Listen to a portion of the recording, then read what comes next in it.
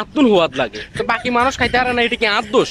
I কিচ্ছি হ্যাঁ, I তরকারি আনলে হয়তো একখানা অলিভ বেশি যাবো না একখানা মরিচের গুঁড়া দুগে বেশি যাবো, তো এটা কি আত দোষ? মরিচের গুঁড়া দুগে বেশি হলে একখানা হেড জ্বলে আর কি, তো এটা কি আত দোষ? আনের হেডে সহ্য হয় না, আর লবণ হয়তো একটু বেশি যাবে, এটা কি আত দোষ? তরকারি তো আমি সুন্দর মতো রাঁধি, সুন্দর মতো হয়তো জোল কিনে একটু হুয়াই যায় আর কি, নইলে হয়তো আলু কিন সিদ্ধ ঠিক মতো না, এটা কি আত দোষ? তারপরেও তো রাঁধতে পারি হারি নে, কত কষ্ট করি তরকারি রাঁধে আলু কাটি, তারপর কিন্তু আলুর মধ্যে একটু চামড়া থাই যায়, আলু চামড়া থাকলে কিন্তু ভিটামিন, আলুর দাম বেশি, সমস্যা নেই। আর হ্যাজ কাটলে হ্যাজের গোয়ার কিন্তু হ্যাজ চাইয়েন থাই যায় রে, তো হ্যাজ চাইয়েন থাকলে সমস্যা কি? হ্যাজের দাম বেশি না, আজ তো সঞ্চয় করি, একটু সঞ্চয় করি রাঁধি, তো এটা কি আত দোষ? আপনারা রুমে কেউ খাইতে না রান্না, এটা কি আত দোষ? এত ঠিক মতো রাঁধি, ঠিক মতো রাঁধি, ঠিক মতো বেগিন দিই, অনেকটার মধ্যে লবণ মরিচ অলিচ যদি বেশি হয়ে যায় এটা কি আত দোষ? তো আন্নার হেডে কাম পাইলে এটা কি আত দোষ?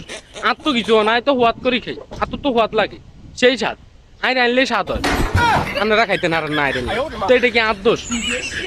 তো বিদেশ করলেই কি মানে বেগিন